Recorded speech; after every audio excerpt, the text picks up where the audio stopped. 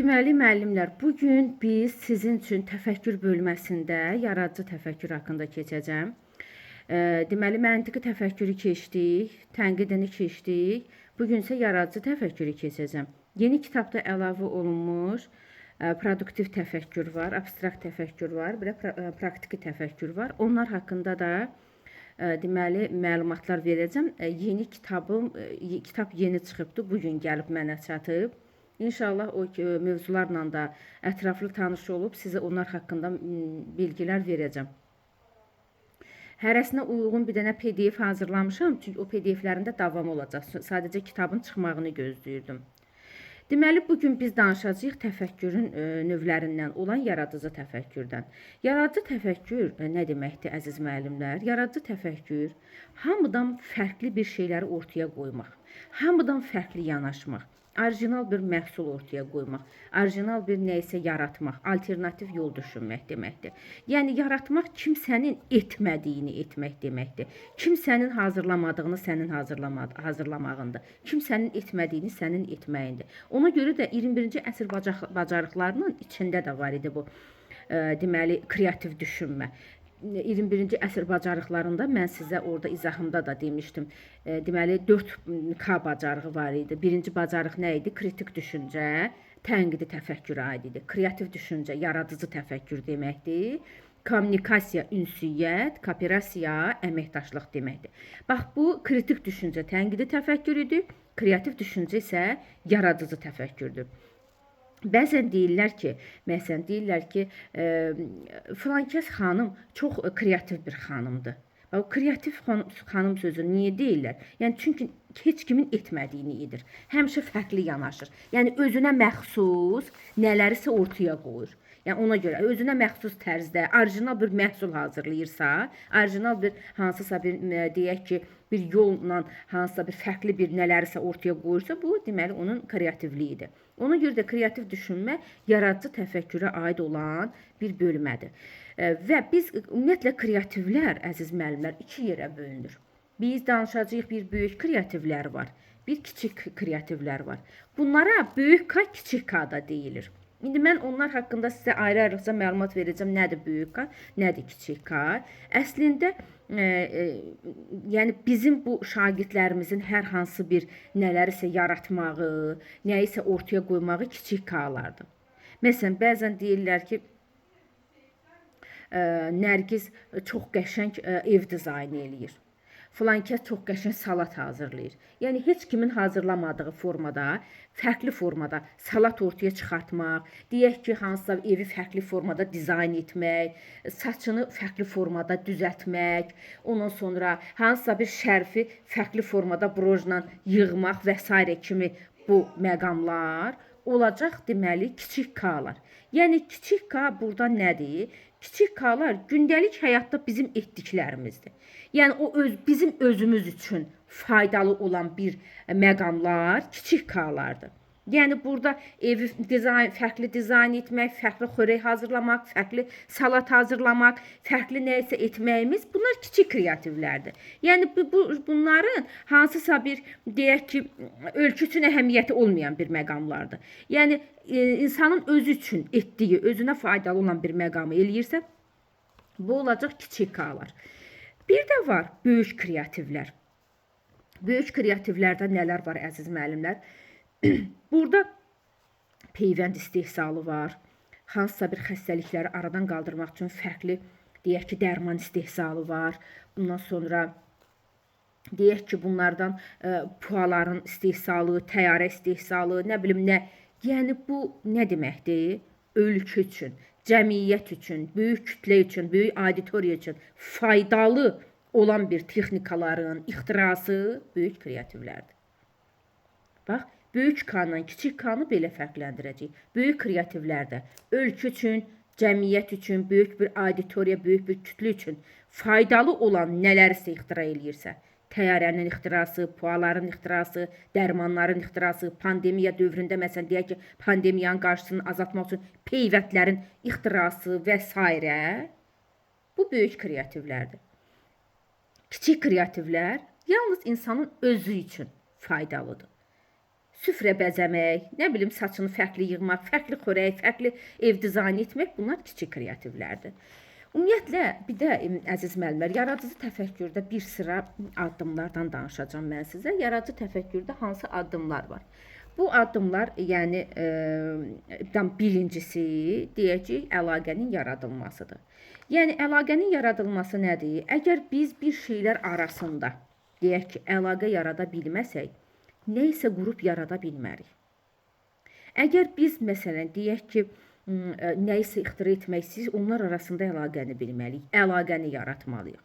Məsələn, deyək ki, havanın su ilə əlaqəsi, günəşin hava ilə, məsələn, və yaxud da ki, iki maddə arasında hansısa bir əlaqəni qurub yarada bilməsək, və yaxud da ki, məsələn, deyək ki, baxın, indi, məsələn, nümunə göstərim nəyi sizə. İnsanlar, baxın, təyyarələr necə ixtira olunub? Quşlara baxaraq. Niyə? Quşlar uçur, qanadı var, uçursa, deməli, təyyarənin də qanadı olsa uça bilər. Və yaxud da ki, qaza, ördəyə baxaraq gəmilərin, qayıqların yaradılması. Necə? Gəmilər suda, deyək ki, göldə qazlar, çayda qazlar, deyək ki, ördəklər üzürsə, deməli, gəmi də üzə bilər. Gəmi də suyun üzündə qala bilər. Gəmi də, bax, nələrisə iki hansısa bir hadisənin, iki hadisə bir əlaqəni qurmaqla nə isə ixtira etmək, ortaya çıxartmaq olar. Və yaxud da ki, adicə deyək ki, bu yarasaların o radar sistemlərinin yaradılması, yarasaların o siqnalizasiyaları ilə bağlı olan bir məqamla uyğunluq yaradaraq o radar sistemləri yaradılmışdı. Yəni, bax, buradan əlaqənin yaradılması o deməkdir ki, əziz müəllimlər, iki hadisə, iki maddə, iki deyək ki, reaksiya, iki deyək ki, təbiət hadisəsi olsun, nələrsə, yəni bir insan nə isə yaratmaq, qurmaq, ortaya çıxartmaq istəyirsə, ilk öncə onlar arasında əlaqəni yaratmalıdır, əlaqəni bilməlidir ki, bununla bunu mən əlaqələndirsəm necə olar? Və ikinci addım nədir? Sual vermək. Baxın, gəlin görək, sual verməkdə nə var? Bax, sual vermək yaradıcı təfəkkürdə ikinci addımdır, əziz müəllimlər. Biz nə isə quranda, yaradanda sual veririk. Sual vermək də bu yaradıcı təfəkkürdə iki cür olur. Bax, bir var, insan özünə sual verir. Bir var, ətrafa sual verir. Məsələn, mən bir şeyi yaradıram, gəlirəm, baxıram ki, Ülkər müəllimə çox fərqli bir nə isə ortaya qoyub, texnologiyada hazırlayıb. İndi mən xoşum gəlir, onu yaratmaq istəyirəmsə, fərqli formada. Mən əvvəl ondan soruşacağam. Bunu necə etdin? Bununla bunu necə əlaqələndirdin? Soruşuram, sual verirəm. Və özümə sual verirəm. Mən bunu fərqli formada necə edə bilərəm? Yəni, təkcə başqalarına sual verərək onu etməyəcəyik. Yəni, həm özümə sual verəcəm, həm ətrafa sual verəcəm. Görəsən, mən bunu Ülkər müəllimədən fərqli necə edə bilərəm?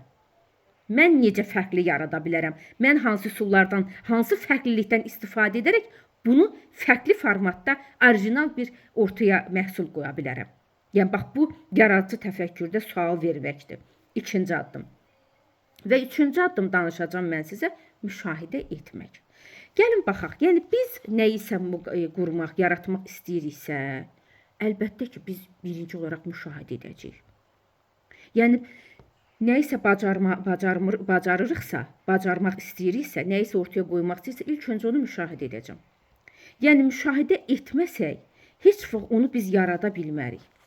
Məsələn, sən ətrafı müşahidə edəcəksən, baxacaqsan, Ülkər bir cür eləyir, Zahirə bir işi görür və yaxud da Zəminə başqa bir işi görür. Onların yanaşmasını baxacaqsan fərqlidir, Lalə bir başqa üsulla edir, Zahirə bir başqa üsulla edir. Deməli, baxırsan. İkisi də eyni işi görür, Zahirə də eyni işi görür, deyək ki, Lalə də, Ülkər də, amma fərqli yanaşırlar. Deməli, problemin müxtəlif həll yollarını tapmaq yaradıcı təfəkkürdədir, əziz müəllimlər. Yəni, bax, deyək ki, bax, şagird var ki, məsələn, özünün fəaliyyətini lap deyək, müşahidə eləyir. Məsələn, şagird var, ətrafını müşahidə edir. Görür ki, bu Nərgiz birinci çətin dərslərini eləyir, sonra asan dərslərini eləyir. Amma mən deyirəm ki, yox, mənim üçün birinci çətin dərslər eləyəndə beynim yorulur. Mən hələ birinci asan dərslərimi eləyəcəm, Sonra rahat şəkildə çətin dərslərimə vaxt ayıracağam. Deməli, neynədir? Müşahidə elədi, hansının səmərəli olduğunu müəyyənləşdirdi. Deməli, biz nələrisə müşahidə etməsək, bizim üçün səmərəli olan nədir? Fərqli yol nədir? Mən necə gedəcəm? Hansı alternativ yolu seçsəm məqsədimə çatacağam? Bilmərik. Deməli, nə edəcəyik? Əlaqəni yaradacağıq birinci. Əlaqəni yaradandan sonra sual verəcəyik, sonra da müşahidə eləyəcəyik. Və növbəti addımlardan biri təcrübə aparmaqdır, əziz müəllimlər. Təcrübə aparmaqda nə var? Yəni, bəzən biriləri nəyisə edəndə deyir ki, qoy mən bunu etməyim. Edərəm, birdən xarab olar. Birdən alınmaz bu məndə. Qoy qalsın, ən yaxşısı ki, mən bunu etməyim. Amma əslində biz nələrisə etmək istəyiriksə, biz mütləq şəkildə onu sınaqdan keçirtməliyik. Yəni, biz onu mütləq təcrübədən keçirtməliyik. Yəni, biz onu sınaqdan, təcrübədən keçirtməsək, heç vaxt qrup yarada bilmərik. Əslində, baxın, əzizlərim, həmişə elədir. Bəzən görürsən, nəyisə eləyəndə, deyək ki, bir piroq bişirirsən. O piroqu sənə 1000 dəfə desələr ki, bu 3 yumurtanı çal, 1 stəkan şəkər tozu əlavə elə, sən onu edə bilməyəcəksən. Deyir, o 100 dəfə eşitməkdənsə bir dəfə etmək yaxşı, bir dəfə görmək yaxşı da. Bax, həmin məsəl kimi, yəni onu sənə o çatmayacaq. 100 dəfə sənə desələr ki, bunu et, onun ardınca bunu et, ta ki onu özün etməyənə qədər. Bir dəfə deyək ki, yandıracaqsan, bir dəfə içi çiy olacaq, bir dəfə köpbəyəcək, amma sonunda alınacaq. Deməli, neynədik biz? Təcrübədən, sınaqdan keçirə-keçirə. O bir şey insanda nə zaman mükəmməl, daha yaxşı şəkildə ortaya çıxır. Onu o sınaqdan, təcrübədən keçirə-keçirə. İnsan nə zaman qrup yaradacaq? Təcrübədən keçirə-keçirə öyrənəcək. Yəni, bax, biz əslində uşaqlarımıza da bunu, şagirdlərimizə də bunu deməliyik. Uşaqlar, biz təcrübədən keçirə-keçirə öyrənəcəyik. Yəni, hər zaman bizdə səhvlər ola bilər, uğursuzluq ola bilər. Yəni, əgər bir şey təcrübədən keçirirsənsə, orada səhvlərlə də qarşılaşacaqsan, uğursuzluqla da qarşılaşacaqsan. Bu normaldır. Hər bir öyrənmə səhvlərdən keçir. Yəni, əgər iş varsa, orada səhv də var. Səhv etməkdən qorxmayın. Biz əslində şagirdlərimizə səhv etmə mədəniyyəti öyrətmək, yəni səhv etmə mədəniyyəti öyrədəcəyik. Deyəcəyik ki, uşaqlar, baxın, öyrənmə səhvlərdən keçir. Səhv edəcəksən, səhvin üzərində işləyəcəksən, bir dəfə, 2 dəfə onu düzə çevirəcəksən. Yəni, həyatda bir şeyə risk etmək lazımdır. Hər bir şeyə risk etmək lazımdır. Yəni, ümumiyyətlə, bilirsiniz necədir, müəllimlər? Əgər bir şagird bunu yox, birdən edərəm səhv olar, birdən edərəm məndə alınmaz deyəcəksə, o həyatda heç vaxt nəticə əldə edə bilməyəcək. Yəni, uğursuzluqdan qorxmayacaq. Bax, mən onu metakognitiv bacarıqlarda da sizə demişdim, əzizlərim. Öyrənmə orada var idi, emosional tənzimləmədə. Şagirdlərimizi emosional olaraq tənzimləyəcəyik. Şagirdlərimizə emosional olaraq dəstəkləyəcəyik. Öyrənmə prosesi həmişə axıcı olmayacaq, həmişə rahat olmayacaq, səhvlərimiz olacaq, uğursuzluqlarımız olacaq, yanlışlarımız olacaq. Edəcəksən alınmayacaq, edəcəksən alınmayacaq, amma sonunda alınacaq. Cəhd edəcəksən. Səhvlərin üzərində işləyəcəksən, bir dəfə səhv edəcəksən, 2 dəfə, 3-cüzə baxacaqsan ki, o nəticəyə çatmısan. Bax, budur. Yəni, hər öyrənmə səhvlərdən keçir. Yəni, öyrənməmiz, o səhvlər öyrənmənin başlanğıcıdır. Səhv etməsək, heç zaman öyrənə bilməyəcəyik. Və buna görə də biz risk edəcəyik. Risklər də 2 cürdür. Mən sizə onlardan danışacağım. Bir var tədbirli risklər, bir var limitsiz risklər. Bunlar nə deməkdir? Mən sizə açıqlayacağım, əzizlərim. Bax, deyək ki, limitsiz risk odur ki, mən nəyə gəldi risk eləyirəm? Məsələn, mən bilirəm ki, burada mənim 5 manat gəlirim var. 1000 manat ora pul qoyuram. Yəni, bax, bu limitsiz riskdir. Bəzən baxırsan ki, insan deyək ki, hansısa bir sahədə baxır ki, onun gəliri yoxdur. Amma yenə də gedib gəlib ora vəsait sərf eləyir ki, buradan mən bunu götürəcəm, buradan mən bunu götürəcəm. Bu limitsiz riskdir. Bir də var tədbirli risk. Tədbirli risk elmə qoyulan riskdir. Məsələn, mənə deyirlər ki, getmə imtahana. Bu miksənlik deyil, getmə bura. Sən gedirsən, oradan nəticə yığa bilməyəcəksən. Deyirəm, yox, qoy kəsilim. Amma yenə gedəcəm. Yəni ən azından suallardan məlumatım olacaq, ən azından həyəcanımı azaldacağam, ən azından vaxt bölgüsünü tənzimləyəcəm. Yəni bilməyəcəm, nəticəm az olacaq. Gələcəm evə bərk-bərk yapışacağam kitablardan, yenə oxuyacağam, yenə öz üzərimdə çalışacağam. Yəni elmdə risk etməyə dəyər. Ona görə də bax biz şagirdlərimizə o tədbirli riskləri öyrədəcəyik. Elə risk elə. Sualın de sual verirlər, de cavabını, risk et cavabını de. Eybi yox, səhv olacaq, səhvini düzəldəcəksən. Üzərində işləyəcəksən, onu düzə çevirəcəksən. Yəni o bir şeyi bildirmək lazımdır ki, həyatda səhvlər yoxdur. Həyatda dərslər var. Biz hər etdiyimiz həqiqətən də belədir əzizlərim. Biz hər etdiyimiz səhvdən bir dərs alırıq. Amma nə zaman onu düzəldə bilirik ha? Nə zaman onu düzəldə bilirik? Etdiyimizin səhv olduğunu anlayan zaman. Əgər anlayırıqsa ki, etdiyimiz səhvdir, o zaman səhvlərimizi düzəldə bilirik. Əgər bir insan etdiyinin səhv olduğunu anlamırsa, o heç bir zaman düzələn deyil. Bəzən baxırsan insanlara, deyirsən ki, bax bunu burada belə etmirsən, qəbul etmir. Səhvini boynuna almır. Biz o cür insanlardan danışmırıq. Etdiyinin səhv olduğunu anlayan və səhvini düzəltməyə cəhd göstərən insanları deyirik. Və ona görə də biz şagirdlərimizə deyəcəyik, uşaqlar, fəaliyyət göstərin, aktivlik edin, iş görün, orada sizi səhvlər qarşılayacaq, orada sizi yanlışlar qarşılayacaq, qorxmayın. Hər səhv sizi bir düzə aparacaq. Hər səhv bir düzün başlanğıcıdır. Əgər biz səhv ediriksə, deməli düzə doğru gedirik. Və uğuru nə zaman uğura çatacağıq? Biz səhvlər edərək və səhvlərimiz üzərində işləyərək o uğura, o zirvəyə çatacağıq. Səhv edəcəksən, səhv üzərində işləyib onu düzə çevirəcəksən. Deməli, əziz müəllimlər, bax bu da deməli tədbirli risklərdir. Yəni elmə qoyulan risklərdir. Və mən sizə nədən danışacağam? Müəllim yəni burada yaradıcı uşaqları necə yetişdirməlidir? Yəni yaradıcı təfəkkürdə var. Biz müəllim olaraq yaradıcı şagirdlərimizi necə yetişdirməliyik? Əslində müəllim uşaqlarda kreativ düşüncəni, kritik düşüncəni, bütün düşüncə formalarını formalaşdırmalıdır. Bunu necə formalaşdırmalıdır? Bunun ilk addımı müəllimin şagirdlərə verdiyi rəylərdən başlayır. Ən başlanğıc biz yaradıcı şagirdləri necə formalaşdıracağıq? Onlara verdiyimiz rəylərdən. Bunu necə edəcəyik? Bax, bəzən şagirdlərimizin yaratdığı o kiçik K-lar, biz alqışlamasaq, biz o kiçik K-lara müsbət rəy bildirməsək, onlara stimul verməsək, onların fəaliyyətini stimullaşdırmasaq, onlar böyük kreativləri kəşf edə bilməyəcək, əzizlərim.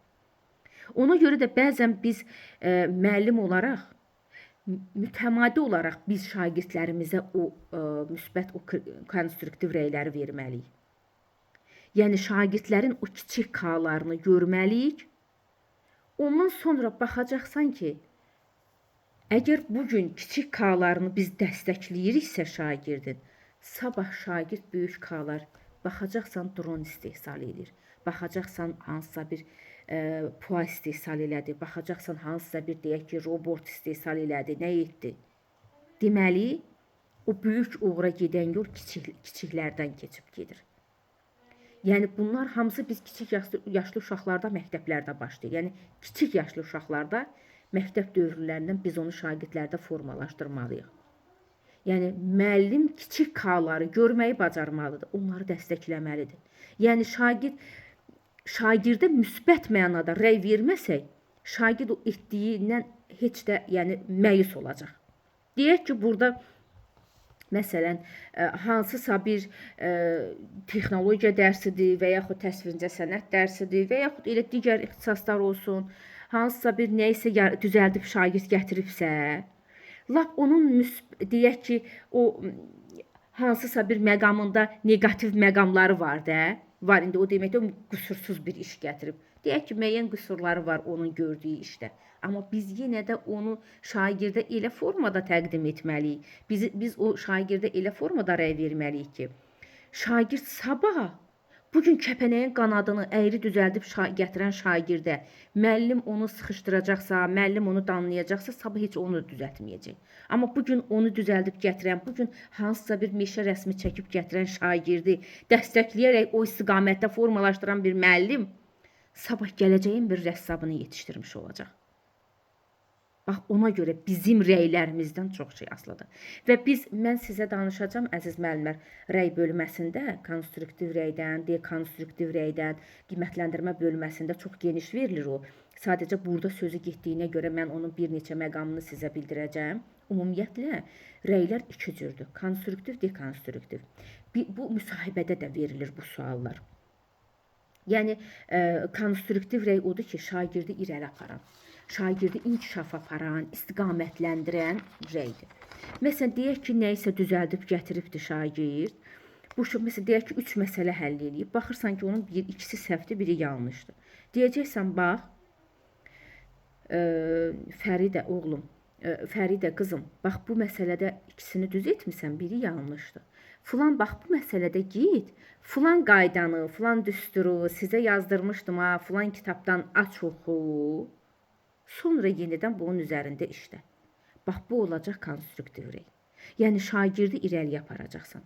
Yəni, şagird üçün ən mükəmməl istiqamətlənmə konstruktiv rəyin verilməsidir. Bir də əsasən nəyi demək istəyirəm mən sizə? Yəni, bunu deməmək mümkün deyil. Çünki bir sinifin yaradıcı olmağını istəyiriksə, o sinifdə müəllimin özü də yaradıcı olmalıdır. Əgər müəllim yaradıcı deyilsə, əzizlərim, şagird də yaradıcı olmayacaq. Yəni, müəllim hər zaman müxtəlif metodlardan, müxtəlif fəaliyyətlərdən, müxtəlif üsullardan istifadə edirsə, əlbəttə ki, orada ağ-qara dərsi şagird bəyənməyəcək. Sadə dərsləri bəyənməyəcək. Yəni, əsas məsələ budur. Müəllim özü kreativ olsun ki, şagirdləri də kreativ olsun. Və burada müəllimin entuziazmı deyilən bir şey var. Yəni, entuziazm nədir?